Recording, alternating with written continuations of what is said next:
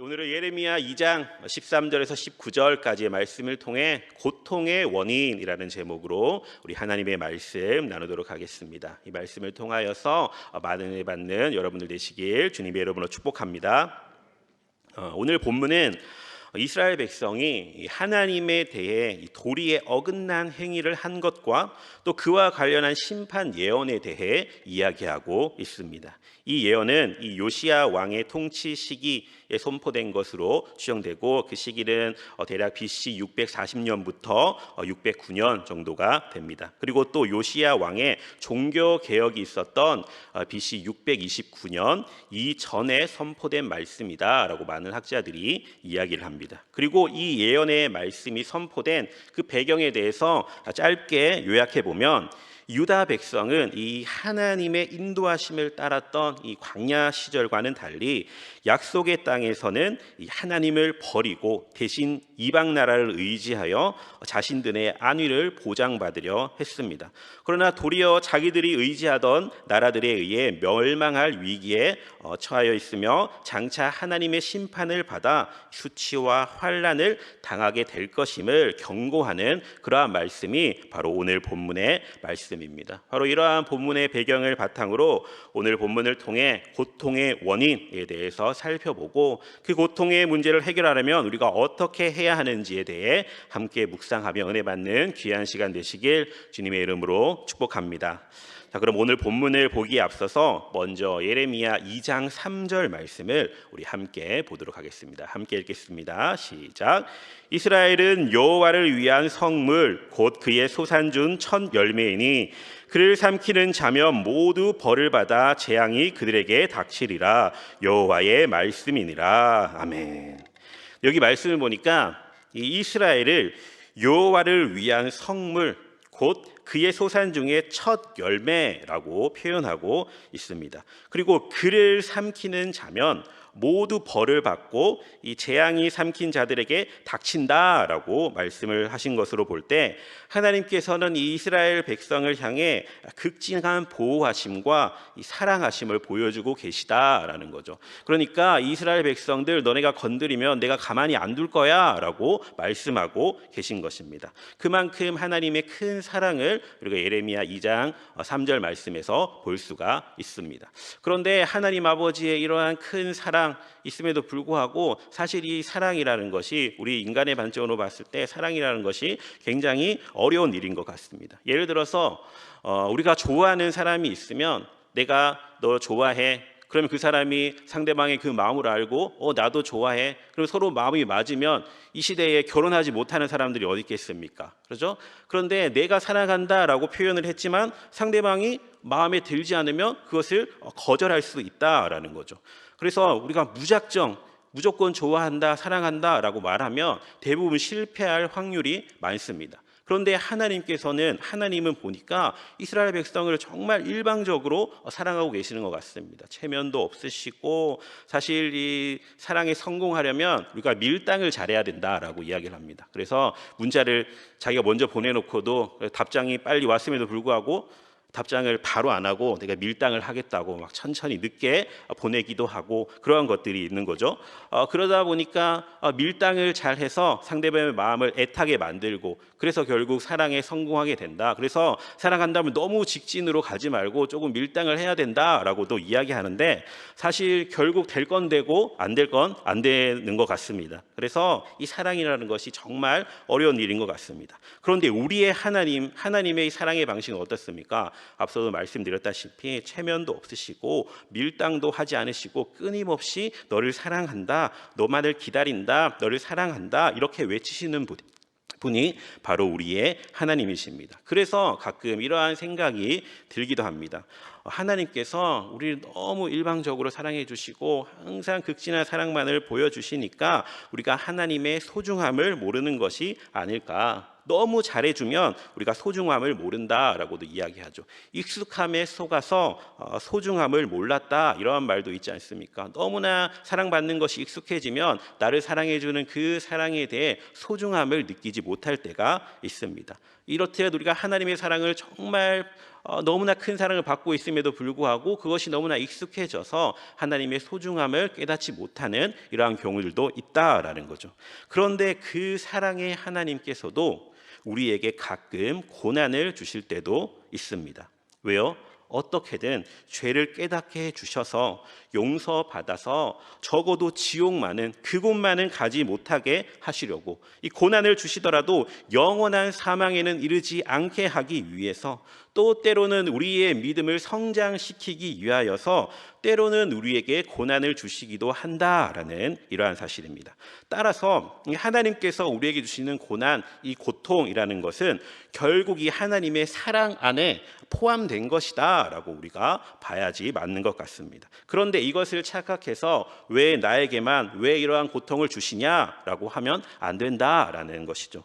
나아가서 이 성도에 대한 하나님의 책망이라든지 하나님의 징계는 불신자에 대한 심판과는 달리 이 범죄한 성도를 미워하거나 단순히 죄에 대한 대가를 치르고자 하는 그 차원에서 주어지는 것이 아니라 결국 그 고난을 통하여서 그를 정결케 하기 위한 연단의 과정이고, 그것을 통하여서 성도는 정금같이 나아와야 된다, 나오게 만들기 위해서 주시는 것이 하나님의 고난이다라는 이러한 사실입니다. 따라서 성도는 하나님의 책망과 이 징계를 겸손히 시인하고 순종하며 그대로 받아들일 수 있는 믿음 또한 있어야 된다라는 사실이죠. 그것이 정말 성숙한 신앙인이고 그것이 절대자 하나님의 주권을 인정하는 것임을 믿으시길 주님의 이름으로 축복합니다. 그럼 이 하나님께서 이스라엘을 얼마나 사랑하셨는지 우리 다시 한 번 더 볼까요? 3절에 보셨듯이 이 구약의 이스라엘 백성들에게 첫 열매라고 그랬습니다. 첫 아들, 가축의 첫 새끼, 이런 것들은 모든 소산의 첫 번째 것은 굉장히 중요한 의미를 가지고 있습니다. 출애굽 당시까지 한번 거슬러 올라가 보면 하나님께서 출애굽 당시에 마지막으로 애굽에 10가지 재앙을 내렸는데 마지막으로 장자의 죽음이라는 재앙을 내리면서 이스라엘의 장자와 첫 새끼는 전혀 다치지 않게 하셨음을 우리가 알고 있습니다. 이후에 이스라엘 백성의 장자와 첫 새끼는 이제 하나님의 소유로 인정되었으며 첫 열매는 하나님께 바쳐진 것, 가장 귀한 것을 나타내는 그러한 대상의 용어로 사용되었습니다. 그렇기에 이스라엘 백성이 하나님께 첫 열매로 여겨졌다라는 이 말씀은 굉장한 영광이고 이스라엘에게 있어서 감사한 일이 아닐 수가 없었습니다. 그런데 이렇게 하나님의 소산 중에 처음 열매이며 여호와의 성물이었던 선민 이스라엘이 어느새 정말 아무런 쓸모도 없는 존재가 되어버리고 그 영광을 무익한 것과 바꾸고 말았다라는 거죠. 그래서 하나님께 귀히 여김을 받았던 그 아름다운 첫 열매가 가증하고 무익한 썩은 열매로 변하게 되었습니다. 그렇다면 그 원인이 무엇이었냐? 오늘 본문 13절을 보니까 이렇게 말씀하고 있습니다. 본문 13절을 한번 띄워주시고요.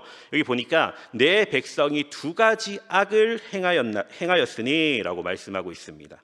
그런데 여기서도 우리가 눈여겨봐야 할 것이 바로 내 백성이라고 부르시는 하나님의 음성입니다. 하나님께서 내 백성으로 부르신다라는 거죠. 아무리 악을 행하였다라고 할지라도 그들을 향한 하나님의 사랑이 변치 않았음을 또 암시해 주는 그러한 단어인 것 같습니다. 내 백성, 하나님의 그 한결같은 사랑을 우리가 보게 되는데, 그런데 이 이스라엘 백성이 두 가지 악을 행하였다라고 이야기하고 있죠. 어떤 악입니까? 먼저는 생명의 근원이신 하나님을 버린 것, 이것이 이스라엘 백성이 행한 악이다라는 것입니다.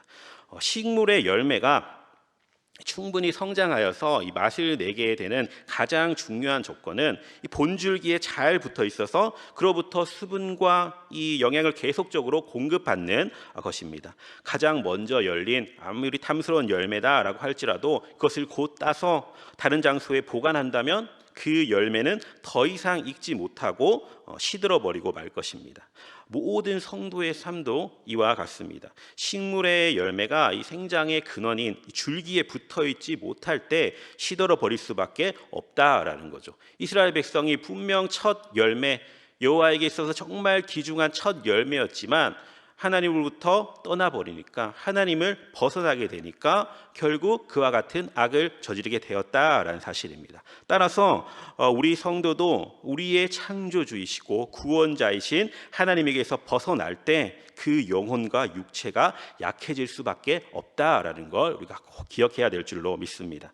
그렇다면 우리 스스로를 한번 돌아보시기 바랍니다. 지금 여러분이 발 디디고 서 계신 곳이 어디입니까? 우리의 생명이 계속되고 아름다운 열매를 맺을 수 있는 그 하나님 안에 서 있다라고 확신하실 수 있으신지 우리 스스로를 점검해 보시길 바랍니다. 행여나 이스라엘 백성과 같이 하나님을 멀리하고 세상을 따라 살고 있지는 않은지 우리가 오늘 말씀을 통하여서 분명히 돌이켜 보시고, 행여나 그러한 하나님 안에 거하지 못하고 주님 밖에 거하고 있다라고 한다면 속히 주님께로 나와 주님 주시는 모든 은혜와 능력을 받으시길 주님의 이름으로 축복합니다. 다음으로 두 번째 원인이 무엇이었냐? 스스로 웅덩이를 팠다라고 13절에 말씀하고 있습니다. 성도는 오직 하나님 안에서만 참된 평안과 참된 만족을 얻을 수가 있습니다. 죄악의 길을 가는 자에게는 오직 고통밖에 없다라는 것을 우리가 분명히 알아야 된다라는 거죠. 그럼에도 불구하고 우리 인간들은 하나님을 떠나 이 죄악의 길을 가고 있으면서도 행복과 즐거움을 누릴 수 있다라는 이러한 어리석은 생각 속에 살아가고 있습니다. 하나님을 떠나면 사실 그 자체가 고통일 뿐만 아니라 정말 이후로도 죄악 속에서 고통의 열매만을 맺게 된다라는 이 말씀을 우리가 믿지 못하는 것 같습니다. 아니, 그것을 알고 있지만 그대로 행하고 있지 못하는 것 같습니다. 왜 그렇습니까? 이 순간의 쾌락이 주는 이 죄악의 달콤함이 이후에 있을 이 고통의 어둠을 다 가려버리기 때문에 그런 것입니다. 눈앞에 보이는 것만 쫓아 살아가기 때문에 우리가 그 뒤에 것, 그 영원한 것을 바라보지 못한다라는 거죠. 그래서 사실 믿음을 배반하게 하는 것들은 실제로 사람들의 눈으로 봤을 때 사람들이 판단하기에는 그렇게 추하거나 악해 보이지 않습니다. 오히려 하나님을 믿는 것보다 더 그럴싸해 보이고 그렇게 살아가는 것이 더 스마트해 보이고 그렇게 보이는 경우가 더 많다라는 거죠. 의로운 것을 따르는 것보다 자신의 삶에 더 큰 행복을 가져다 줄 것 같은 그러한 모습으로 세상에 악은 존재한다라는 겁니다. 하지만 그와 같이 하나님 대신 추구하는 것은 오늘 본문의 말씀처럼 다 터진 웅덩이를 얻고자 생수의 근원을 포기하는 어리석은 일에 지나지 않음을 기억하시길 주님의 이름으로 축복합니다. 그래서 우리는 정말 스스로 웅덩이를 파는 것과 또 우리의 생각만으로 어떠한 것을 판단해서는 안 된다라는 사실. 인간의 생각으로는 물이 없으면 어떻게 하겠습니까? 당연히 웅덩이를 파는 것이 너무나 당연한 일입니다. 물이 없으니까 웅덩이를 파서라도 물을 얻는 것이 너무나 당연한 일임에도 불구하고 하나님께서는 그러한 우리 인간의 모습을 보시고 이스라엘의 모습을 보시고 섭섭해 하셨다라는 것입니다. 단순히 웅덩이를 판 행위가 그냥 웅덩이를 판 것이 아니라 결국 하나님을 의심한 행위가 되기 때문에 하나님께서는 그것을 악이다라고 칭하셨던 겁니다. 하나님을 전적으로 의뢰하지 못했던 거죠. 하나님을 전적으로 신뢰하지를 못했던 겁니다. 그런데 그렇게 팠으면 그 웅덩이가 좋은 웅덩이여야 되는데 그 웅덩이가 터진 웅덩이라는 겁니다. 결국 인간의 생각으로 아무리 웅덩이를 파도 결국 그것은 헛수고다라는 걸 말씀해주고 있는 겁니다. 인간의 생각으로 일을 하면 그렇게 된다라는 것이죠. 자, 그럼 우리가 이런 이스라엘의 고통의 원인을 말씀을 통해 보았는데 우리가 그럼 이 같은 원인을 묵상해야 하는 이유는 무엇일까요?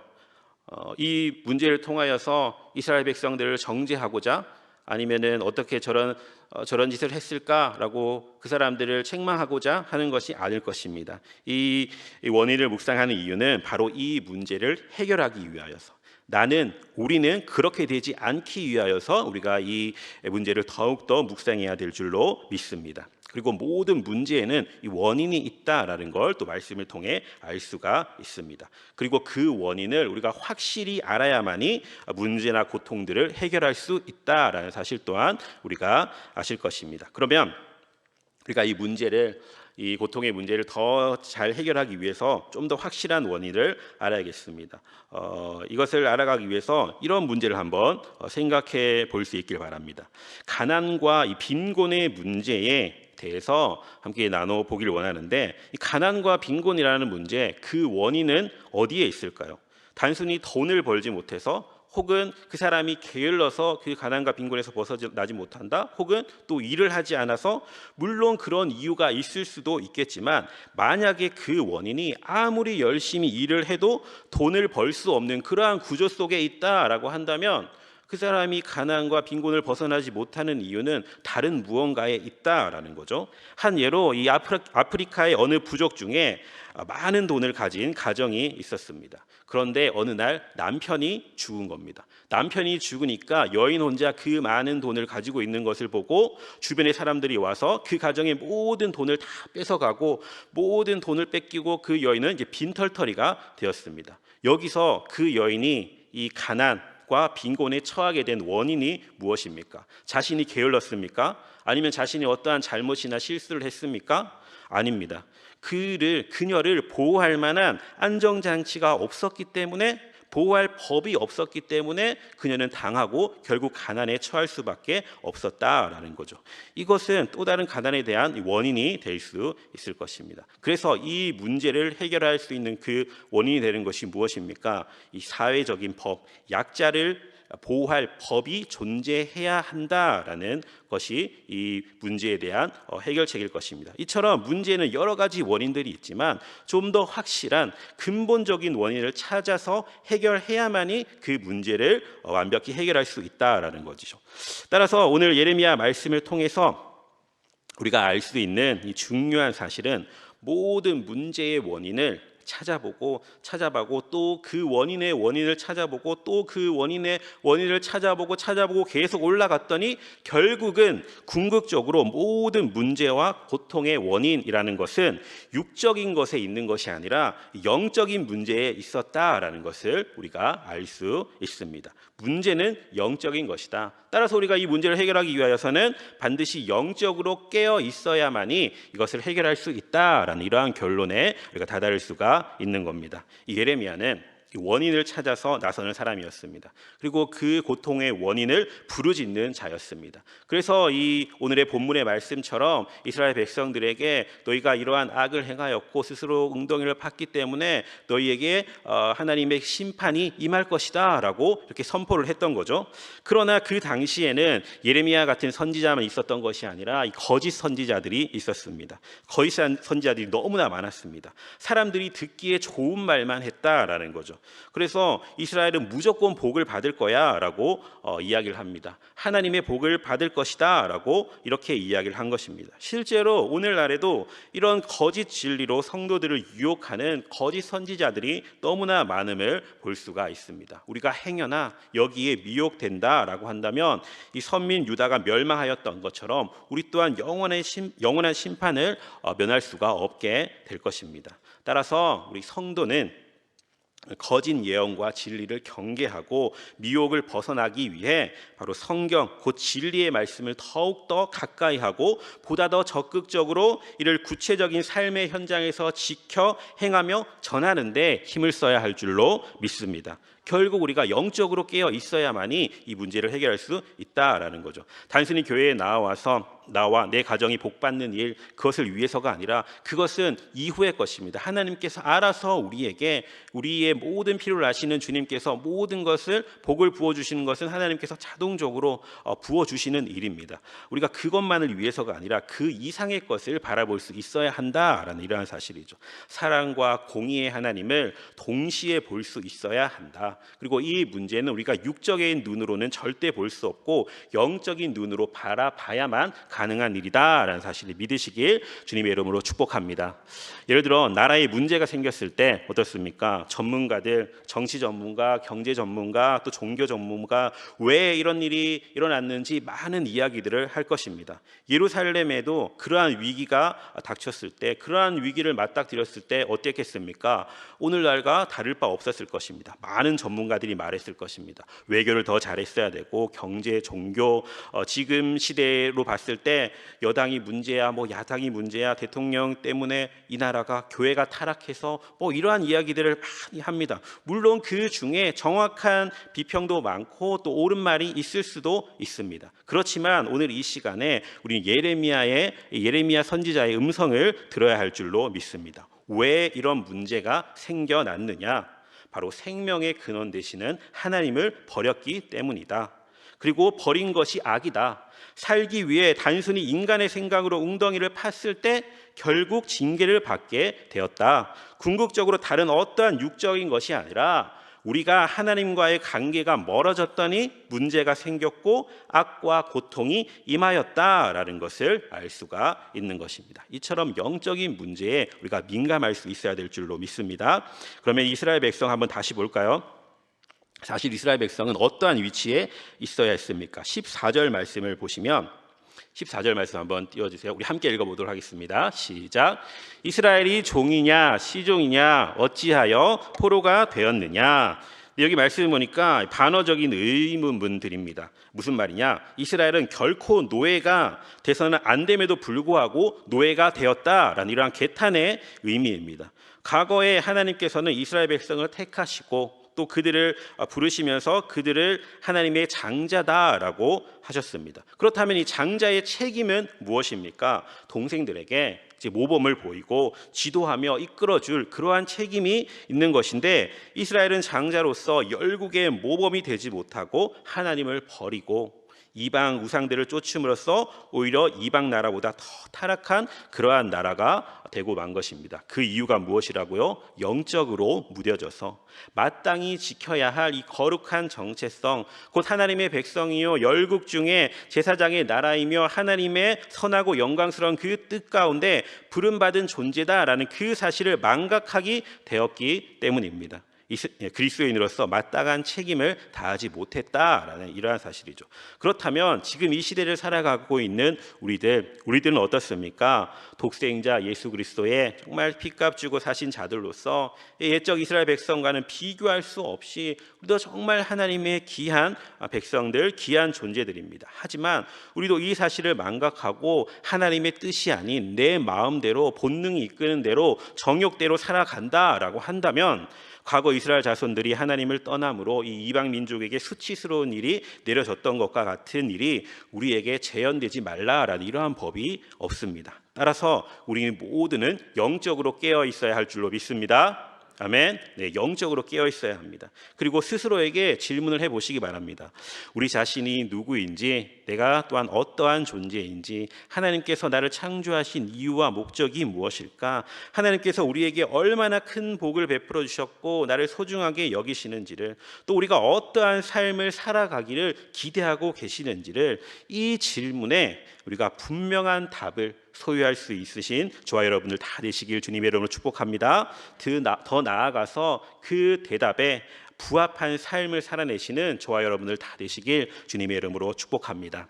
그렇게 하지 못했을 때는 사랑과 공의의 하나님께서 우리에게도 오늘 본문의 말씀처럼 그러한 심판이 내려질 수 있다라는 거죠. 굉장히 무서운 말씀이지 않습니까? 오늘 본문 15절과 16절에도 그와 같은 어려움을 주실 수밖에 15절과 16절과 같은 어려움을 주실 수밖에 없습니다. 왜 그렇습니까?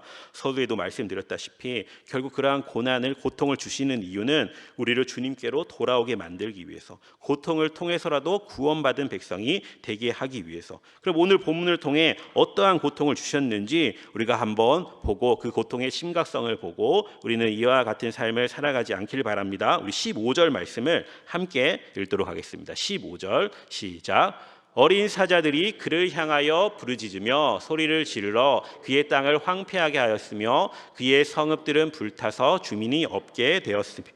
아멘. 여기 말씀 보니까 어린 사자, 여기서 어린 사자는 젊은 사자, 힘있고 이 활동력이 있는 그러한 사자입니다. 이것은 이 북이스라엘을 멸망시킨 아수르를 비유하고 있습니다. 우리 또 16절을 한번 보시게 되면 놉과 다바네스의 자손도 내 정수리를 상하게 하였으니라고 말씀하고 있습니다. 남쪽의 또 다른 강대국 놉과 다바네스입니다. 이것은 애굽의 옛 도읍지들입니다. 그래서 성경에 이 놉과 다바네스라는 것은 어찌 보면 그 애굽을 대표하는 것이죠. 그러니까 즉 애굽의 자손이 내 정수리를 상하게 하였으니라는 말은 이 애굽이 유다를 공격한 이 사건, 요시야 왕이 전사한 이 무기또 전쟁의 암시로 우리가 볼 수가 있습니다. 이처럼 우리가 깨어 있지 못하고 정말 육적인 생각으로 그렇게 살아가면 이 이스라엘이 잔인한 아수르의 군대와 또 애굽 사람들에 의해 정복당하게 되는 것처럼 우리에게도 선하지 못한 불의한 어떻게 저런 사람을 저런 나라를 우리의 심판의 도구로 사용하셨을까라는 이러할 정도의 이해되지 않는 상황이 우리에게도 닥칠 수 있다라는 거죠. 하나님께서는 믿지 않는 이방의 나라를 통하여서도 우리에게 고통을 주시고 심판을 주실 수 있는 분이시다. 하나님은 공의의 하나님이시고 결국은 그것을 통하여서 우리를 주님 안으로 인도해 내기 위해서 영원한 사망에 이르게 하지 않기 위해서 그러한 일도 하시는 분이 우리의 하나님이시다라는 이 사실을 꼭 기억하시길 바랍니다. 그러나 그러한 고통도 결국은 하나님의 큰 사랑 안에 있다라는 것은 우리가 분명히 기억하면서 나아가야 될 줄로 믿습니다. 또 17절과 18절 말씀에도 계속해서 반복해서 그 원인을 이야기해 주고 있습니다. 18절에서 18절 말씀을 보시게 되면 이스라엘이 징계받게 된 이유가 여호와를 버리고 떠났기 때문에 이 징계의 당위성을 이야기해주고 또 시올의 물을 마시려고라는 이러한 표현은 이제 은유적인 표현인데 결국 이 애굽의 정치적인 도움을 얻고자 하는 이 외교 활동을 했습니다. 그래서 유다가 사실은 누구를 의지하며 나아가야 됩니까? 항상 하나님을 의지하고 하나님을 신뢰하며 나아가야 됨에도 불구하고 주변의 강대국에게 빌붙어서 거기서 어떻게든 문제를 해결하려고 하는 그 모습을 보시고 하나님께서 잘못됐다라고 말씀을 하셨고 또 그 강물을 마시려고 이 터진 웅덩이를 마시려고 결국 눈에 보기에는 저것이 내게 생명이 되고 내가 나아가야 할 모든 문제의 해결책이 되는 것 같지만 결국 하나님께서는 그 터진 웅덩이를 통해서 결국 깨닫게 하시고 이것은 다 헛된 것이다 라는 것을 알려주시는 것입니다. 그래서 이스라엘 백성들이 이 친애굽, 친아수르파 그러니까 하나님 이외에 다른 것들을 의지할 때 그것이 하나님의 입장에서는 단순히 이스라엘 백성이 정치 노선을 이쪽으로 갈아탔다가 저쪽으로 갈아탔다가 하는 것 정도가 아니라 하나님에 대한 불신으로 기인한 것이라고 보기 때문에 결국 그것은 심판을 받을 만한 범죄로 여겼다라는 이 사실을 꼭 기억하시길 바랍니다. 그래서 결국 이 예레미야의 예언은 타락한 이 선민 유다를 북방 민족 바벨론을 통하여서 징계를 하겠다라고 하는 것이 바로 그 핵심적인 내용입니다. 인간의 생각으로 이 애굽과 아수르 부지런히 왔다 갔다 한들 정말 참 안식과 평안이 올 수가 없다라는 걸 깨닫게 해주시려고 하는 거죠. 왜냐? 이 역사는 그러한 강대국에 의해서 움직여지는 것이 아니라 전적으로 하나님의 주권과 섭리에 의해서 결정된다라는 것을 이스라엘 백성들에게 분명히 깨닫게 해주시기 위하여 오늘의 말씀을 주신 줄로 믿습니다. 따라서 하나님을 떠난 자에게는 정말 참된 평안과 행복이 올 수 없음을 기억하시기 바랍니다. 그리고 19절 말씀도 다시 한 번 더 말씀하시는데 우리 19절 말씀을 함께 읽어보도록 하겠습니다. 함께 읽겠습니다. 시작. 내 악이 너를 징계하겠고 내 반역이 너를 책망할 것이라. 그런즉 내 하나님 여호와를 버림과 내 속에 나를 경외함이 없는 것이 악이요 고통인 줄 알라. 주 만군의 여호와의 말씀이니라. 아멘. 말씀을 보니까 하나님을 배반했기 때문에 징계는 불가피하고 또한 징계의 원인이 이스라엘 자신에게 있다라는 것을 밝혀주고 있고요. 또한 악과 고통의 원인이 하나님과의 영적인 관계, 즉 하나님을 버림과 하나님을 경외함이 없는 것이었다라는 것을 다시 한 번 더 19절 말씀을 통해서 우리에게 확인시켜주고 있음을 볼 수가 있습니다. 그러므로 이 시간 예배에 참여한 우리 모두 가운데 하나님을 경외하는 마음으로 그러한 경외하는 마음이 더욱더 가득하심으로 말미암아 악과 고통에서 벗어나시길 주님의 이름으로 축복합니다. 하나님께서는 사랑이시면서 또 공의의 하나님이시기 때문에 그 공의의 하나님을 두려워할 줄 아는 것도 사실 그것이 참된 평안이다라는 것이 우리 삶 가운데 경험될 수 있기를 주님의 이름으로 축복합니다. 이렇게 세상을 살아가다 보면 우리 가운데 여러 가지 고통의 문제들을 맞닥뜨릴 때가 있습니다. 그런데 원인을 우리는 다른 곳에서 찾으려고 하는 경우가 너무나 많다라는 거죠. 그런데 뭐가 찾아질 리가 있겠습니까? 바로 눈앞에 보이는 당장 이렇게 하면 해결될 것 같지만 이 근원적인 문제가 해결되지 않는다라는 거죠. 우리 그리스도인들은 어떻게 해야 됩니까? 그 근원적인 문제를 해결하기 위해서는 어떻게 해야 된다고요? 바로 하나님께로 나아가야 됩니다. 모든 삶의 문제의 해결자 되시는 하나님께 나아가야만이, 그분 안에 거해야만이 우리가 모든 문제를 해결받을 수 있을 줄로 믿습니다. 따라서 오늘 말씀을 꼭 기억하시면서 우리가 마음 가운데 새길 수 있기를 바랍니다. 문제의 원인은요, 이 고통의 원인은 우리가 영적으로 깨어있지 못해서 하나님을 경외하는 그 마음을 잃어버림으로 말미암아 하나님으로부터 떠난 것임을 기억하시길 주님의 이름으로 축복합니다. 따라서 우리 하나님 안에 항상 거해야 되고 말씀 안에 꼭 붙어있는 저와 여러분들 다 되시길 주님의 이름으로 축복합니다. 그리고 행여나 이 자리에 혹 나는 이미 믿음 안에 거하고 있고 내가 주님 안에 거하고 있어 라고 하시는 분들, 사실은 그러한 분들이 지금 이 자리에 나와서 열심으로 예배 드리시는 분들일 줄로 믿습니다. 그렇다라고 할지라도 우리는 결코 영적으로는 자만하지 마시길 바랍니다. 이 영국의 윌리엄 거널 목사님은 이러한 말을 하셨습니다. 천국에 가장 가까이 있는 사람들만큼 지옥에 깊이 떨어지는 자도 없다. 왜냐하면 그들은 가장 높은 곳에서 떨어지기 때문이다 라고 이렇게 말씀하셨습니다. 따라서 우리가 영적으로 자만해서는 절대로 안 됩니다. 내가 정말 어릴 적부터 신앙생활했고 내가 하나님을 한 번도 떠난 적 없고 하나님 아버지 은혜 가운데 지금까지 살아왔다라고 하시고 또 내 삶에 어떠한 문제도 없기 때문에 나는 정말 평안한 삶을 살아가고 주님의 복을 다 받는다라고 우리가 착각하고 있을지도 모른다라는 거죠. 하나님이 보시기에는 내가 주님을 기쁘게 하지 못하는 모습들, 또 하나님의 뜻에 어긋나는 모습들이 우리에게 분명히 있을지도 모릅니다. 따라서 우리가 항상 하나님의 전에 나와서 주님 보시기에 내가 주님이 기뻐하지 못하는 행동을 한 적이 있는가 없는가 항상 생각하시고 잘못된 것이 있다면 주님께 회개하고 기도함으로 영적으로 이렇게 깨어진 영적인 눈을 가지고 이 세상을 살아간다면 하나님께서 우리에게 주님 주시는 모든 복을 우리에게 펼쳐 주실 줄로 믿습니다. 그렇게 된다면 그분만을 온전히 의뢰하며 나아간다면 우리의 고통의 문제뿐만 아니라 정말 이 땅과 이 나라 온 세계의 문제까지도 다 해결받을 수 있음을 믿으시길 주님의 이름으로 축복합니다.